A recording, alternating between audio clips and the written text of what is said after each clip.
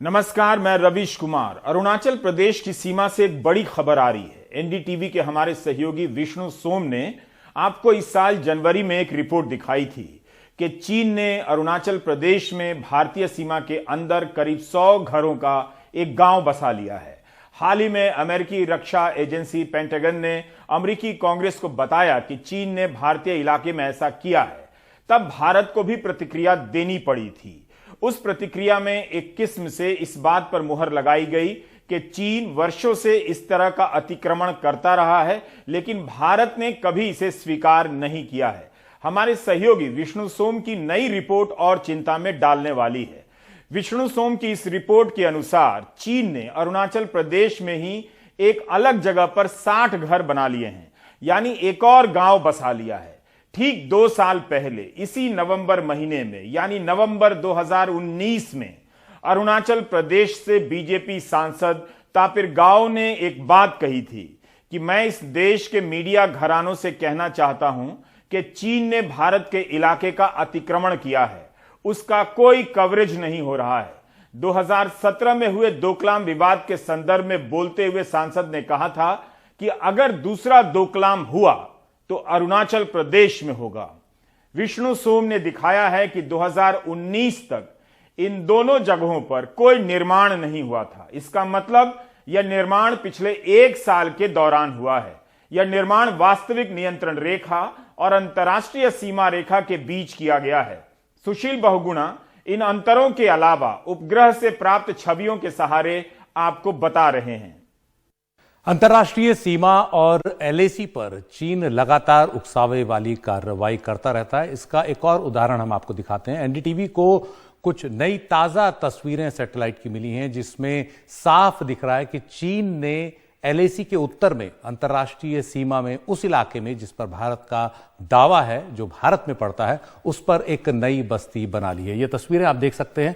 अरुणाचल में चीन ने ये बस्ती बनाई है। भारत की सीमा के अंदर पड़ती है, यानी अरुणाचल प्रदेश की सीमा के अंदर ये बस्ती पड़ती है, लेकिन एलएसी के उत्तर में है। ये बताना जरूरी है कि 2019 में इस इलाके में कोई इस तरह की बस्ती नहीं थी। 1 साल के अंदर 2020 में इस इलाके में ये इस तरह की एक रिहाइश दिख रही है, जिसमें करीब 60 घर, 60 निर्माण दिख रहे हैं। हालांकि ये अभी स्पष्ट नहीं है कि इसमें लोग रहते हैं या नहीं, लेकिन निर्माण यहां साफ दिखाई दे रहा है। ये जो पूरा इलाका है, ये उस गांव से करीब 93 किलोमीटर दूर है, जो हमने आपको जनवरी में बताया था। उसे भी चीन ने एलएसी के उत्तर में अपने कब्जे वाले इलाके में बनाया था। तो ये एक तरह से चीन की उकसावे वाली कार्रवाई है। आपको अगली तस्वीर दिखाते हैं कि 2019 में और अब में क्या अंतर था। मार्च 2019 तक इस इलाके में चीनी बस्ती नहीं थी, इस तरह का ये इलाका दिखता था। लेकिन मार्च 2020 में, जो आपको अगली तस्वीर हम आपको दिखाएंगे, अंतर आपको स्पष्ट हो जाएगा कि किस तरह से मार्च 2020 में यहां पर वो निर्माण नजर आने लगा। आपको अगली तस्वीर में ये स्पष्ट होगा जब हम दोनों तस्वीरों को साथ साथ रखेंगे। तो 19 मार्च 2019 की तस्वीर में आप देख सकते हैं, वहां कोई रिहाइश नहीं थी।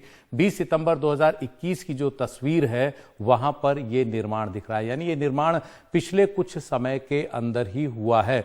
ये भी मान सकते हैं कि जो कोरोना का दौर था, उस दौरान ये काफी निर्माण यहां पर हुआ है। ये वो इलाका है जो भारत का इलाका है अंतर्राष्ट्रीय सीमा में। जो मैप है सर्वेयर जनरल ऑफ इंडिया के, उसमें भारतीय सीमा के अंदर पड़ता है, लेकिन एलएसी के उत्तर में है, यानी वो लाइन जिसके दूसरी ओर, उत्तर की ओर चीन का कब्जा है।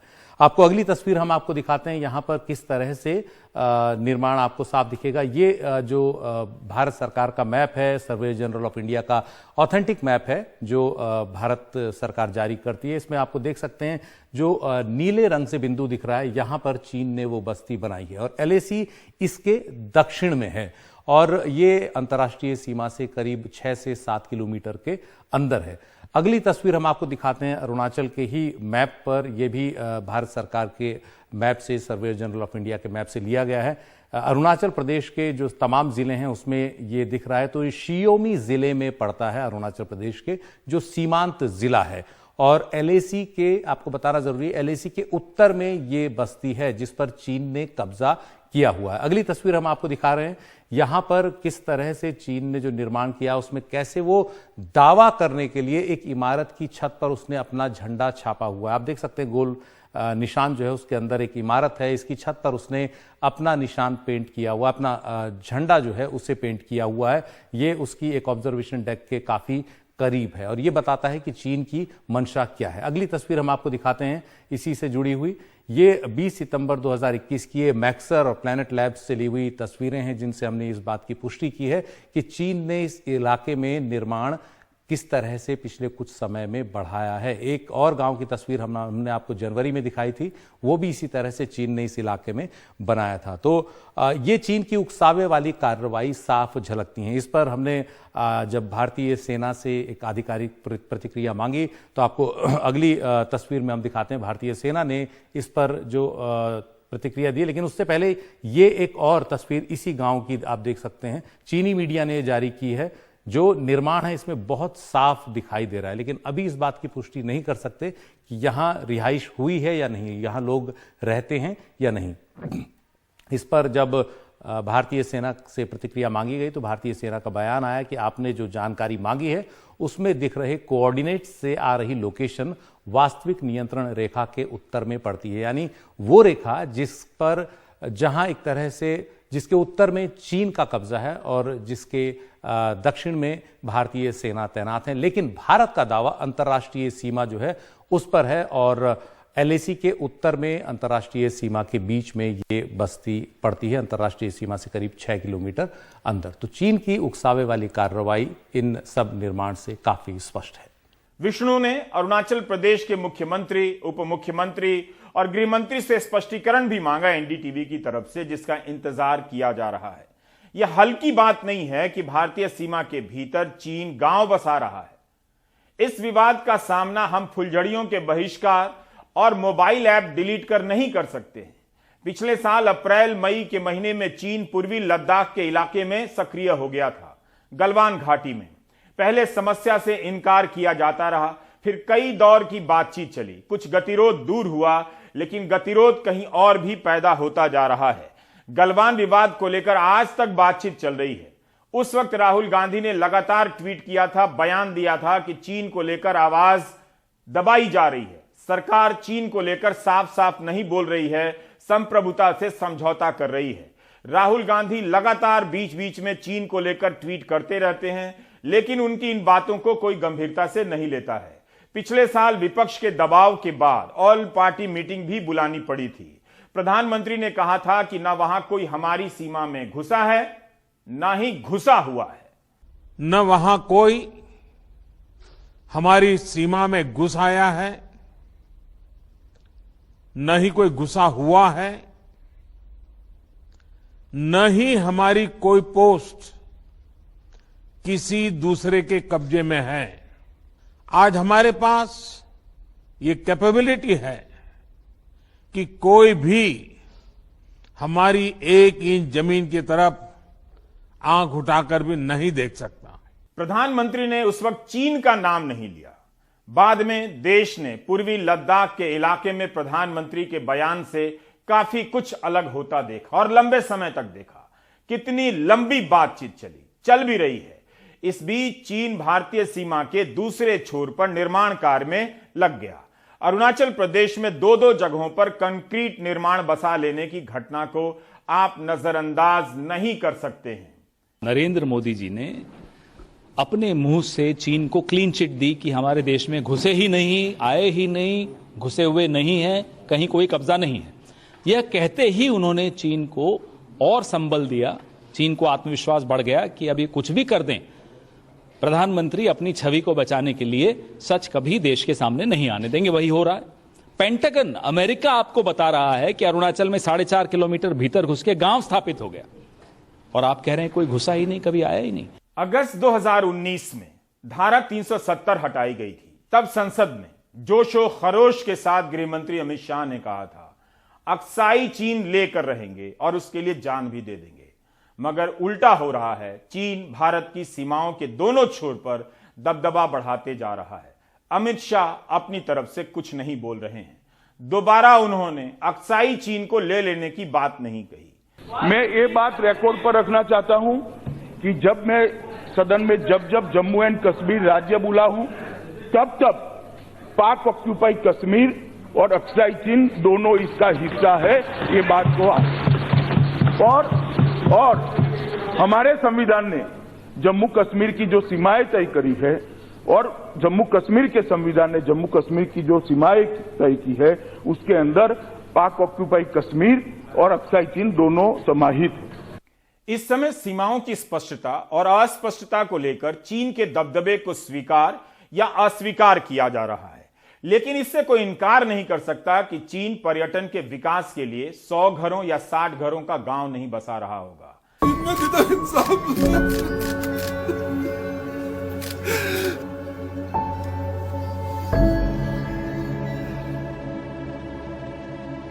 10 बजे की अराउंड मेरे चाचू को कॉल आया और उसने रोना स्टार्ट कर दिया।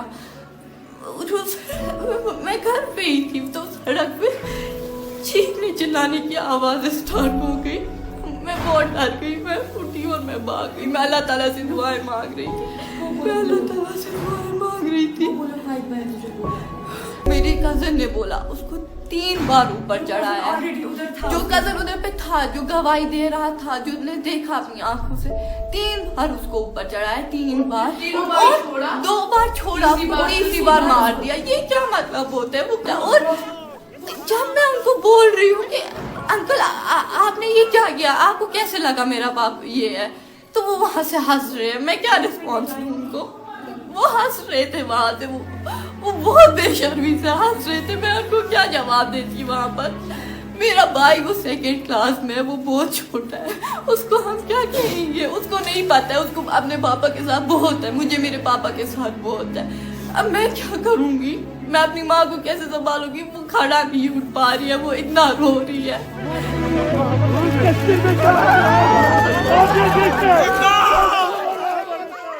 आपने अभी अल्ताफ भट्ट की बेटी को सुना। अगर सुन सके होंगे तो हिंसा प्रतिहिंसा के बीच फंसी हमारी समझ इस बच्ची की आवाज सुनने के लायक नहीं रही होगी। सुन भी लेंगे तो समझ नहीं पाएंगे। अल्ताफ भट्ट श्रीनगर के प्रतिष्ठित बिजनेसमैन बताए जाते हैं। हैदरपुरा की उस इमारत के मालिक जहां उनका एनकाउंटर हुआ, उस इमारत में उनका दफ्तर भी है और कुछ दुकानें भी। इस करोड़पति बिजनेसमैन के परिवार का आरोप है कि उन्हें 2 बार इमारत में ले जाया गया और तीसरी बार उनका एनकाउंटर कर दिया गया। अल्ताफ भट्ट आतंकवादी नहीं थे, ये उनके परिवार का दावा है। बेटी को आखिरी बार के लिए अपने पिता को देखने का मौका नहीं मिला।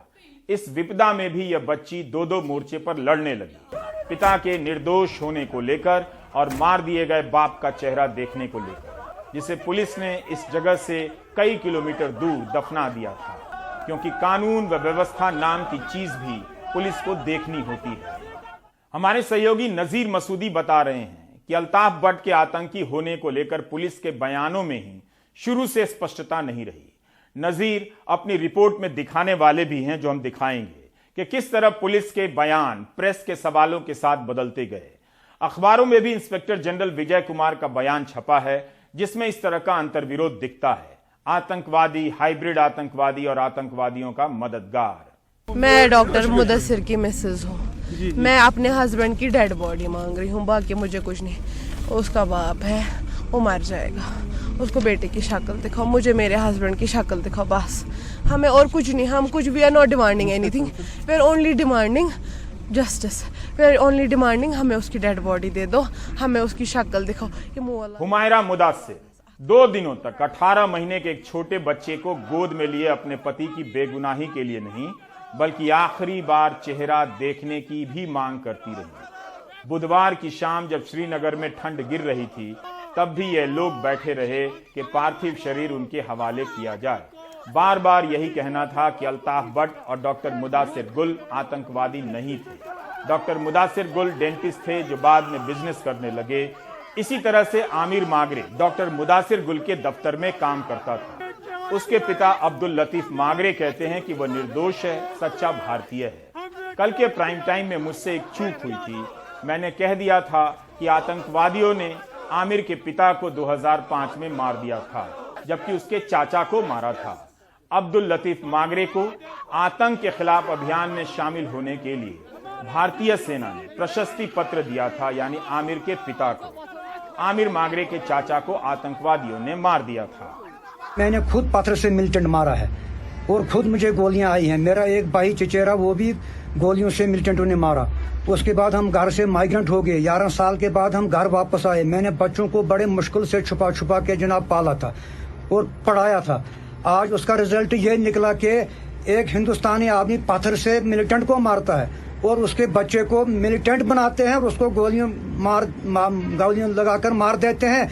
पुलिस के शुरुआती बयान यही हैं कि अल्ताफ और डॉक्टर मुदासिर गुल का संबंध आतंकवादियों को मदद पहुंचाने से रहा है। घाटी में 2 दिनों से इस बात को लेकर विवाद हो रहा था।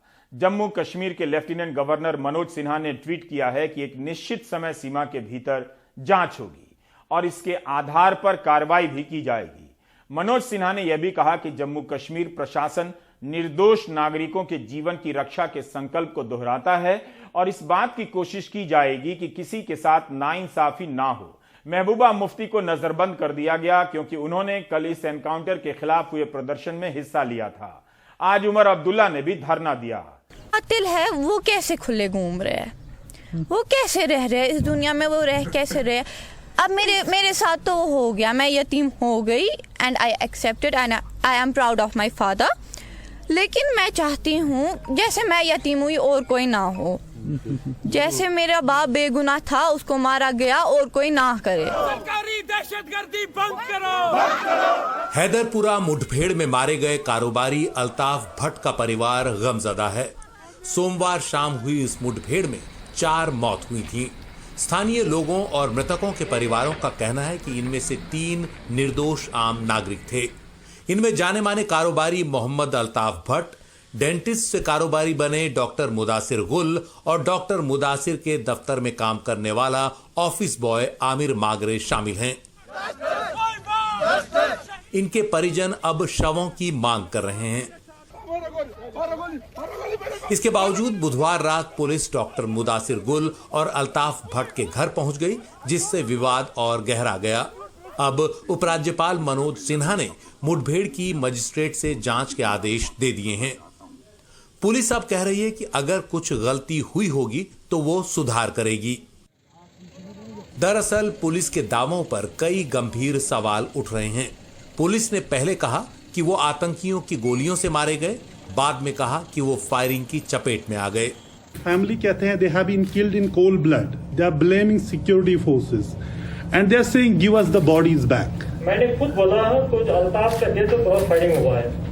मैंने ये नहीं कहा कि जो किसने मिलिटेंट ने मार दिया या हम लोग इनकाउंटर होती है, किसका गोली लगा ये तफ्तीश दौरान होगा, किस जगह लगा। हो सकता है कि अगर उसके बॉडी से पिस्टल का दौड़ लगा है तो ये 100% मिलिटेंट ने मारा है। अगर एक लगा तो हम कहेंगे कि हमारे फाइट से लगा है पूरा। पुलिस ये मानती हुई भी दिख रही है कि हो सकता है अल्ताफ भट्ट और मुदासिर गुल का आतंकियों ने मानव ढाल के तौर पर इस्तेमाल किया हो। वो उस जगह पर थे जहां आतंकी छुपे हुए थे।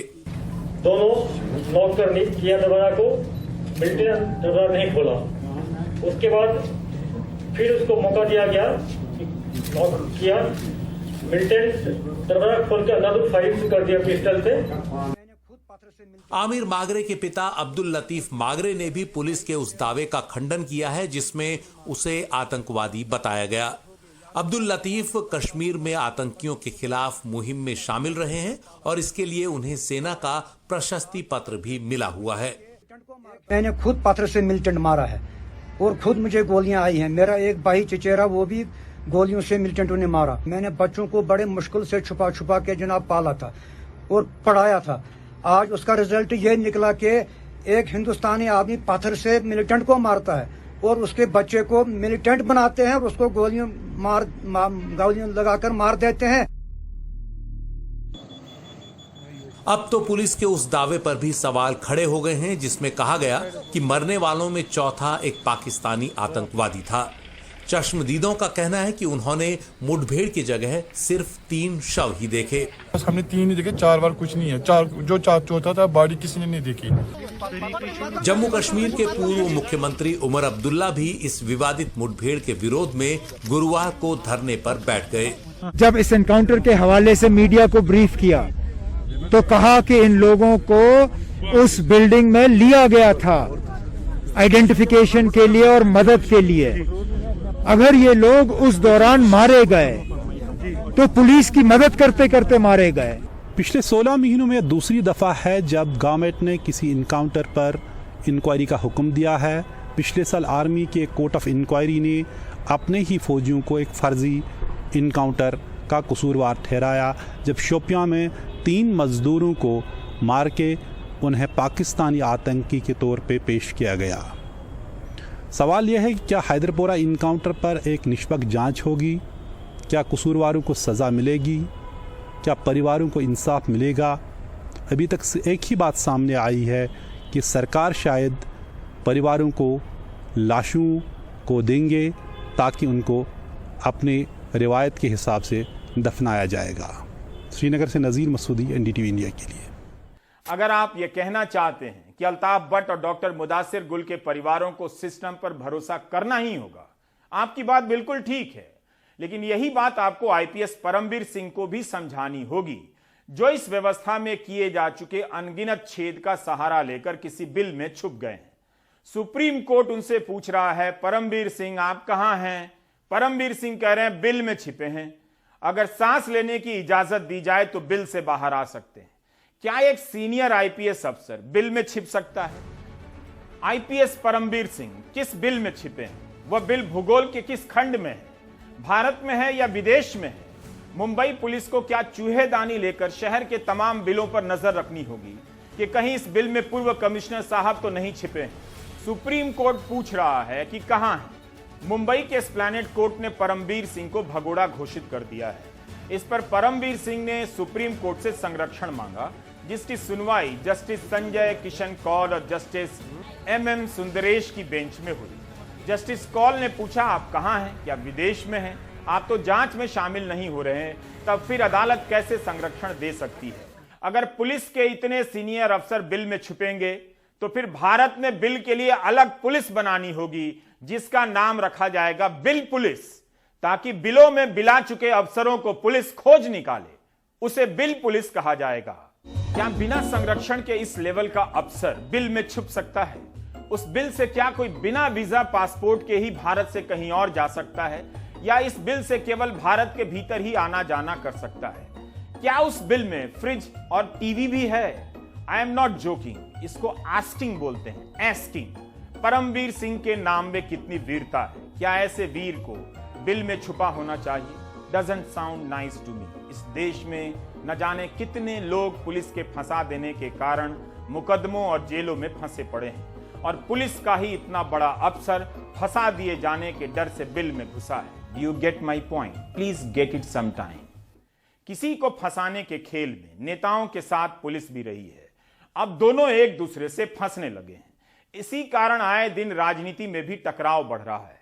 तेलंगाना के बीजेपी अध्यक्ष वहां के मुख्यमंत्री केसीआर के बारे में आए दिन कहते हैं कि उनके भ्रष्टाचार की फाइलें तैयार हो गई हैं, केस होगा और वे जेल में होंगे।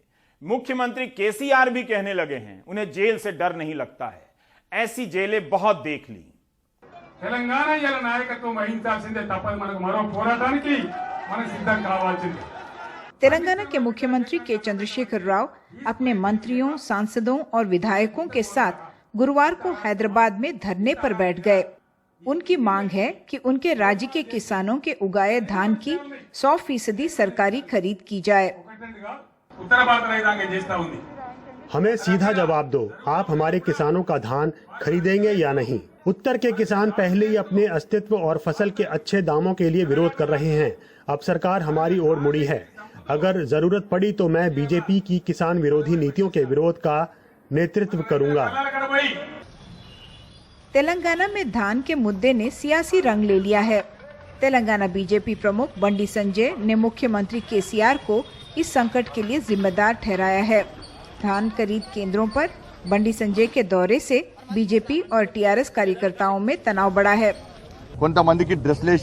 आप किसानों को देखिए, हमारे खिलाफ प्रदर्शन के लिए टीआरएस ने अपने कुछ कार्यकर्ताओं को किसान बनाकर खड़ा कर दिया है। किसानों ने हमें बताया कि वो कितने परेशान हैं। केसीआर का कहना है कि बीजेपी इस मुद्दे पर दोगला रवैया अपना रही है और वो इसका पर्दाफाश करेंगे। जब भी चुनाव आते हैं वो हिंदू, मुसलमान, पाकिस्तान, सर्जिकल स्ट्राइक का मुद्दा उठा देते हैं। लोग उन्हें अब पहचानने लगे हैं। अगर आप मुद्दे उठाएं तो वो केस करने की धमकी देते हैं। वो सोचते हैं कि केसीआर उनसे डरता है। हम किसी भी हद तक लड़ेंगे।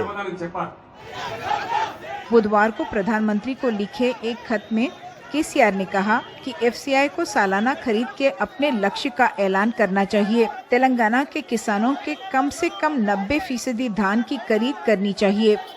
किसानों के मुद्दे के साथ साथ तेलंगाना में राजनीतिक युद्ध भी छिड़ी हुई है।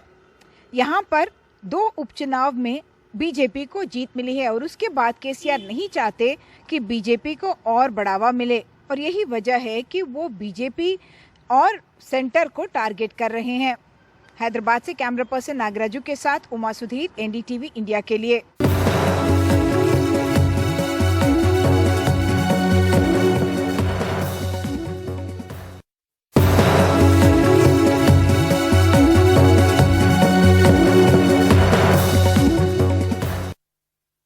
इस कार्यक्रम में हम कश्मीर से लेकर महाराष्ट्र और वहां से तेलंगाना पहुंचे। अब मध्य प्रदेश चलते हैं।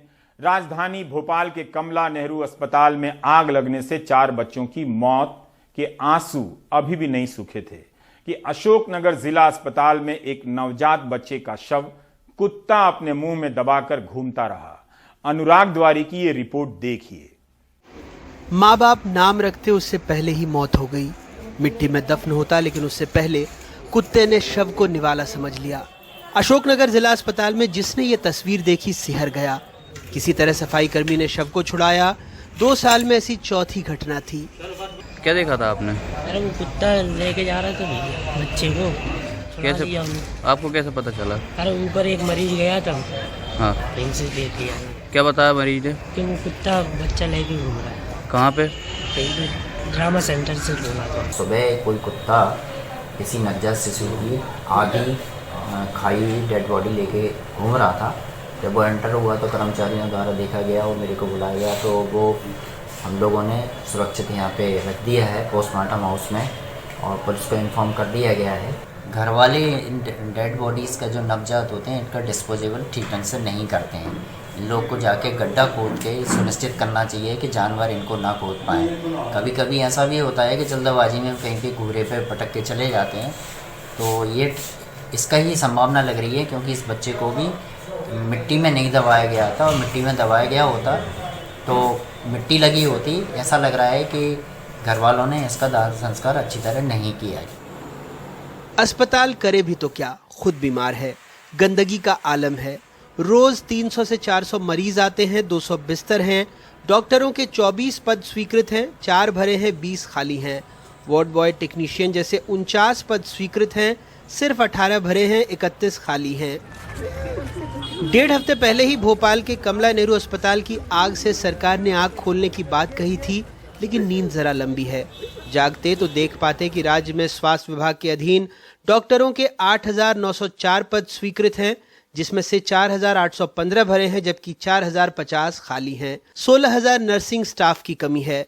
देश में अभी 11,082 लोगों पर औसतन एक सरकारी डॉक्टर है। वहीं मध्य प्रदेश में 16,996 लोगों पर एक डॉक्टर है, जबकि WHO के मुताबिक 1,000 लोगों पर एक डॉक्टर होना चाहिए। स्वास्थ्य विभाग ने पिछले दिनों मध्य प्रदेश लोक सेवा आयोग से चयनित 432 डॉक्टरों की पोस्टिंग की, लेकिन आलम यह है कि 1 महीने बाद भी 130 डॉक्टरों ने ज्वाइनिंग नहीं दी है। कुछ दिनों पहले SRS के आंकड़े आए, जिन्होंने बताया कि कैसे शिशु मृत्यु दर के मामले में मध्य प्रदेश की हालत सूडान से भी बदतर है। कैसे 1000 में से 46 नवजातों की मौत हो जाती है। देश भर में यह औसत 30 का है। और जो जन्म लेकर एक दिन के लिए भी दुनिया में आते हैं, उनकी भी हालत आपने देख ली। फिर लगा सत्ता और प्रतिपक्ष से सवाल पूछने की रस्म अदायगी भी कर लें। फिर मन ने ही सोचा कि सवाल किससे, उस पार्टी से जो 17 सालों से सत्ता में है, बावजूद इसके हालात नहीं बदले, या उस विपक्ष से जो सिर्फ कैमरे या सोशल मीडिया पर ही सरकार की जवाबदेही तय कर पा रही है, या उस सरकार से जिसने लंबे वक्त से महिला बाल विकास मंत्री तक की नियुक्ति नहीं की है, या उस स्वास्थ्य मंत्री से जो हर वक्त अपनी जिम्मेदारी से भागते ही दिखते हैं। अशोकनगर से स्वदेश और भोपाल से कैमरा पर्सन रिजवान खान के साथ अनुराग द्वारी, एनडीटीवी इंडिया। आप देख रहे थे प्राइम टाइम। नमस्कार।